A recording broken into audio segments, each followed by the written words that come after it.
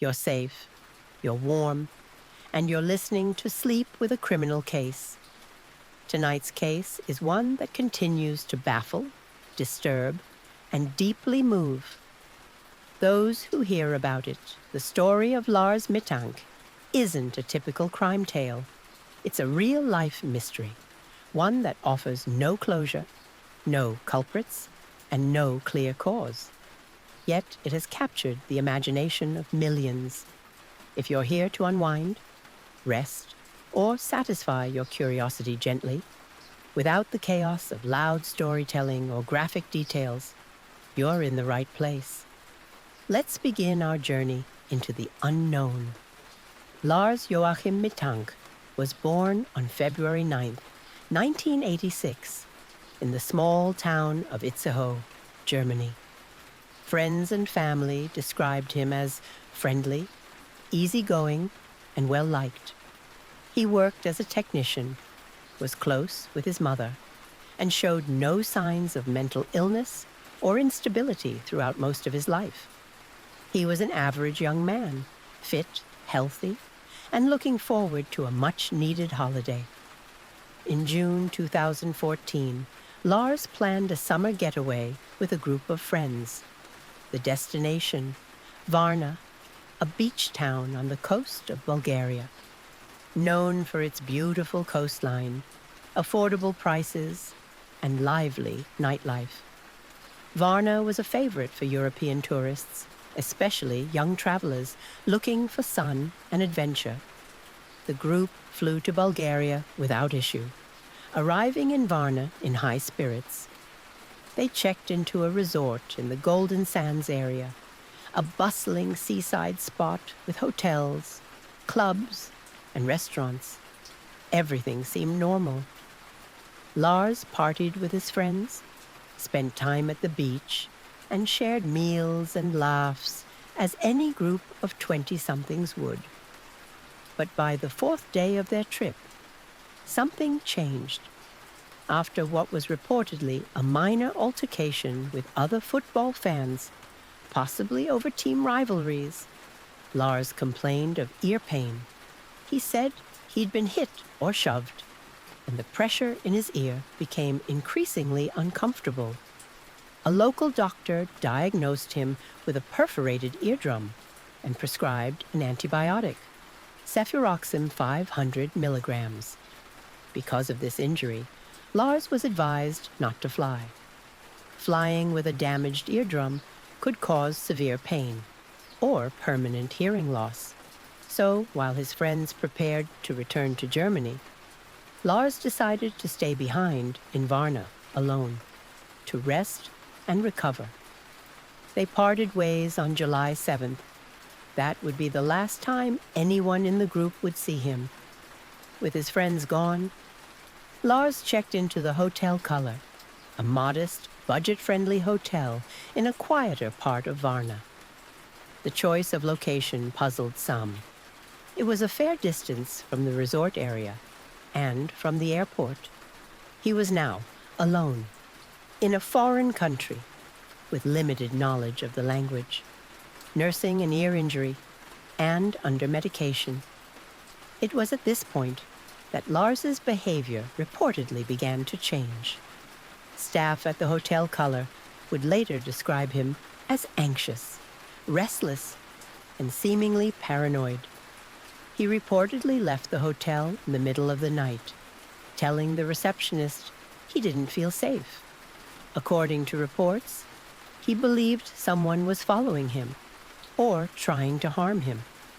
At one point, he phoned his mother in a panic. In a quiet voice, he whispered that she should cancel his credit card and that he didn't feel safe. He told her he was hiding and that he didn't know what was going on. This call deeply unsettled her. The next morning, Lars returned to the hotel, checked out, and made his way toward Varna Airport. He had booked a flight to return home that day, July 8th, 2014. He texted his mother again, letting her know he was heading to the airport. At the airport, Lars visited the on-site medical center. He wanted to confirm whether he was fit to fly, given his recent ear trauma. While being examined by the airport doctor, a construction worker reportedly entered the room. Immediately, Lars became visibly agitated and nervous. Without warning, he stood up, muttered something about not wanting to die, and fled the examination room. He left behind all his belongings, his luggage, passport, wallet, and mobile phone.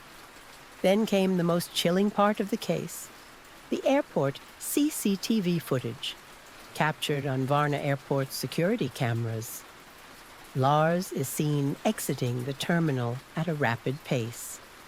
He runs through the airport grounds, out of view, and into the woods that border the complex. That footage is the last confirmed sighting of Lars Mittank. Lars was now alone. His friends had flown home, leaving him behind in Bulgaria to recover.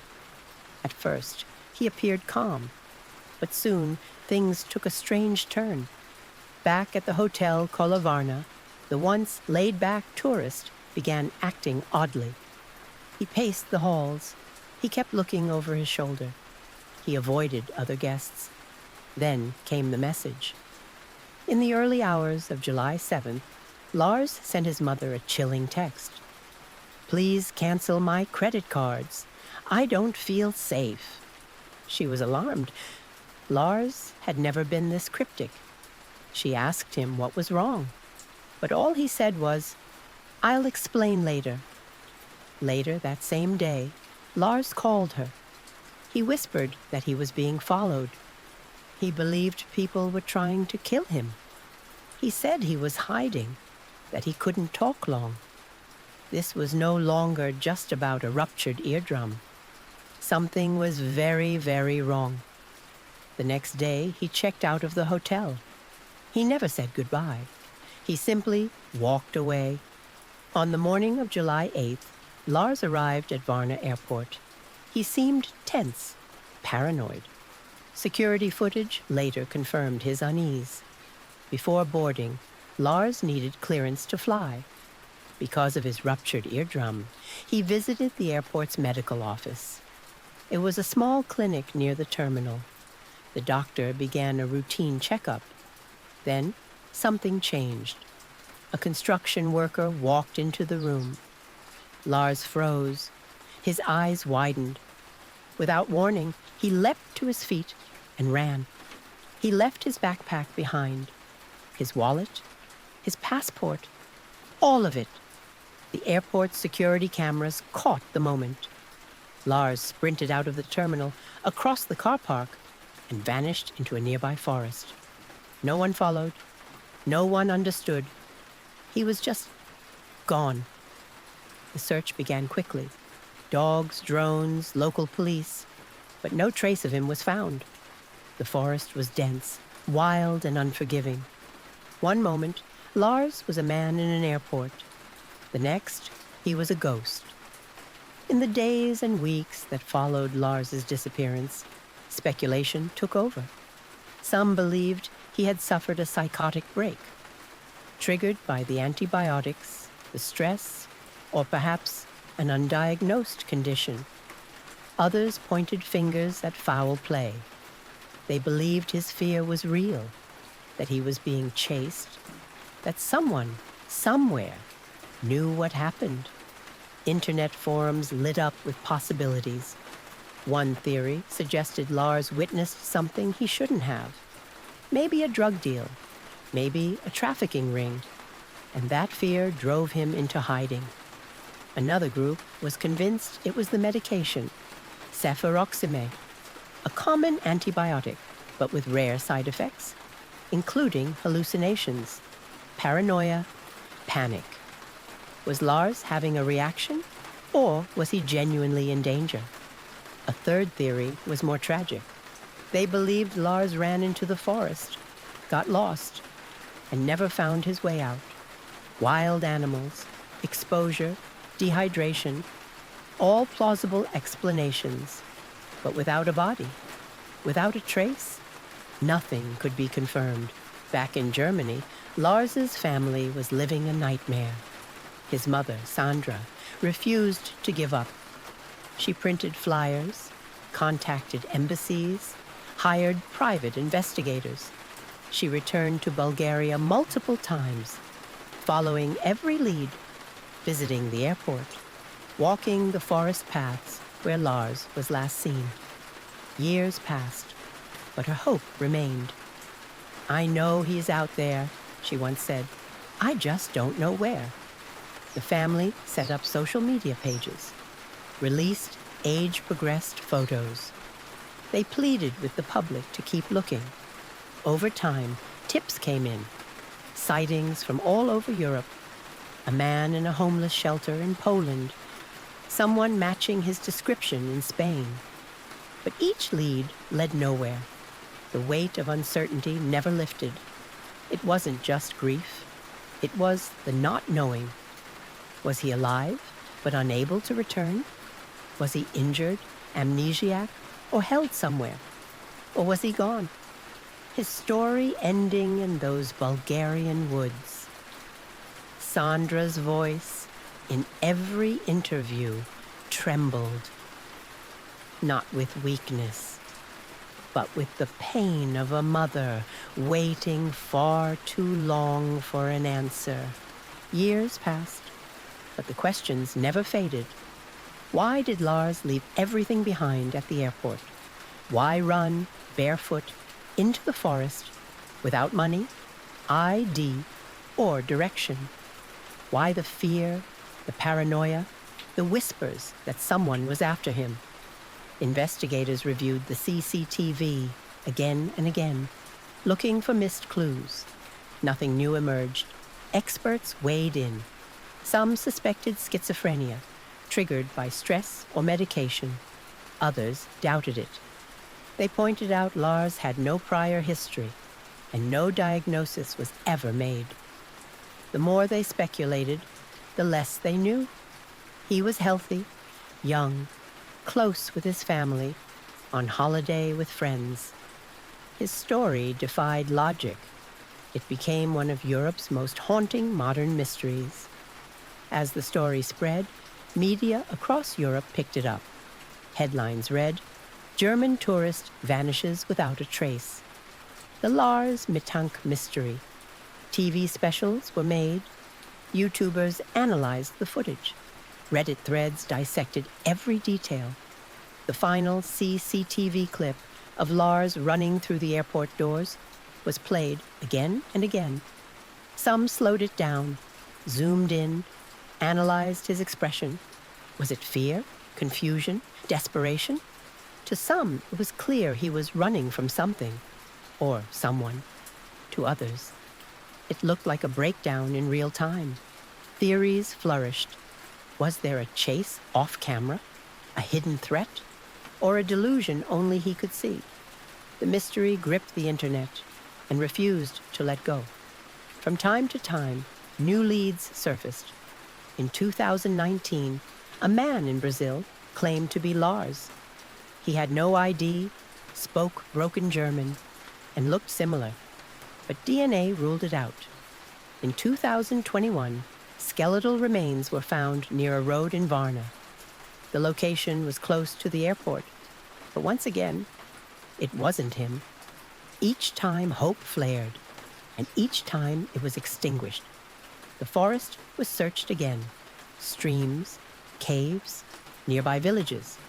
But no Lars, not a shoe, not a piece of clothing, not a trace. The lack of evidence was its own kind of horror. How could a man, tall, blonde, healthy, vanish in broad daylight and never be seen again? Today, nearly a decade later, Lars's mother continues to speak out. She refuses to stop searching. Every year, she lights a candle on July 8th, the day he disappeared. She says it helps. A small act of hope, a reminder that he is not forgotten. Online, his story remains active. People still comment, still speculate, still search. But what haunts them all isn't just the mystery. It's the silence. No goodbye, no message, no body, just a young man who walked out of view and was swallowed by the unknown. The Lars Mittank case is more than a disappearance. It's a question, an echo, a ghost that lingers in the minds of all who hear it. And as long as the question remains, so will the search. Lars's case is unique, but not alone. Across Europe, similar disappearances have occurred. Young travelers, sudden mental breaks, missing without a trace. In 2009, a student named Bruno went missing while backpacking in the Alps. Last seen acting strangely, then vanished. In 2014, the same year as Lars, a tourist in Greece was found days later, dehydrated and confused. He claimed he'd been followed, but no one ever confirmed it. Some believe there's a pattern, a link between stress, solo travel, and sudden breakdowns. Others insist these are just tragic coincidences. But each time someone disappears, Lars's name resurfaces. His case has become the benchmark, the cautionary tale. Experts have weighed in for years. Psychologists say sudden psychosis can happen, even without history. High stress, trauma, illness can trigger temporary paranoia or delusions. Could Lars have experienced a dissociative episode? Or even something called folie à deux, shared delusion, if he had contact with someone else? But then, where did he go? Even those who believe it was mental illness can't explain the total disappearance. No calls, no sightings, no identity use. If it was a break from reality, how did it erase his presence completely? And why didn't he resurface once the episode passed? There are no clear answers, just more questions. Some locals believe Lars is still alive. There have been whispers, stories passed in Varna. Hikers say they've seen a man in the woods, blonde, tall, ragged. But when approached, he runs. He never speaks. No photos, no confirmation. But the legend persists. Could Lars have rejected society, chosen solitude, survived for years in the wild? It's possible, but difficult. No one survives that long without help, without being seen. Still, the sightings continue. Just enough to keep the story alive. Just enough to give his mother hope. The internet has become a second home for the Lars Mittank mystery. YouTubers, podcasters, Reddit sleuths, all drawn to the haunting CCTV and the lack of answers. Some users claim to have enhanced the footage, saying they spotted someone following him in the background. Others dive into timelines, Google Maps, cross-referencing hotel reviews and bus schedules. They analyze his posture, his voice, the pattern of his speech and calls. But it all leads back to the same questions and the same dead ends. No new footage, no breakthrough, just theories looping in circles. Some hope one small detail, overlooked for years, might one day crack the case. Until then, the digital trail grows colder by the day. Lars's mother, Sandra Mittank, continues to speak to the media. She says she knows her son is out there, that she feels it. She visits Bulgaria, walks the roads he may have taken, speaks with locals. She keeps his room the same, as if he'll walk back in any day now. Every year, she shares his photo online, hoping it lands in front of the right eyes. She says what hurts most is the not knowing. No funeral, no closure, just silence. And that silence, she says, is the loudest pain of all. So many theories, each more unsettling than the last. Some say he witnessed a crime and was silenced. Others believe he became involved with something darker. drugs, trafficking, or corruption. A few suspect a setup, that his paranoia was real, that someone truly was after him. Then there's the possibility he faked it all. But that makes even less sense. No signs of planning, no attempt to take money, no contact since, just a clean break, like a thread snapped in the middle of a weave. The truth could be simple, or something no one has yet imagined. That's what makes the story stick. It doesn't let go. What is it about Lars's face? That final image from the airport? Is it the fear in his eyes? The confusion? The raw vulnerability? It has become one of the most widely shared disappearance clips in the world. People freeze frame it, zoom in, analyze every movement. They ask, is he hearing something? Seeing someone off camera? Was it instinct or hallucination? Facial recognition tools have been used on the footage, but no match has ever come. The image haunts people because it's real, unscripted, and unexplainable. It feels like a person walking into another world, right in front of us. 1 second, we see him. The next, he's gone. That frame has sparked hundreds of theories and thousands of sleepless nights. Lars Mittank's case changed how people see online true crime. Before him, viral disappearances were rare, usually local news, quickly forgotten. But Lars's story became global. He was the first major case shared widely through YouTube Shorts, Facebook threads, and Reddit's Our Unresolved Mysteries. He became a face, not just of mystery, but of digital obsession. Amateur detectives felt personally responsible. They scoured foreign language forums, mapped possible escape routes, translated police reports. This wasn't just a crime story. It became a community. People connected across the world, not to solve it, but to not let it be forgotten. Even those who stopped believing he'd be found kept sharing his name because they hoped someone wouldn't forget. Tonight, as the rain falls softly and your eyes begin to close, remember Lars, not just as a mystery or a headline, but as a person, lost, scared, and still missing. Let the calm wash over you. Let the questions fade. Let the silence be enough for now, because some stories don't end.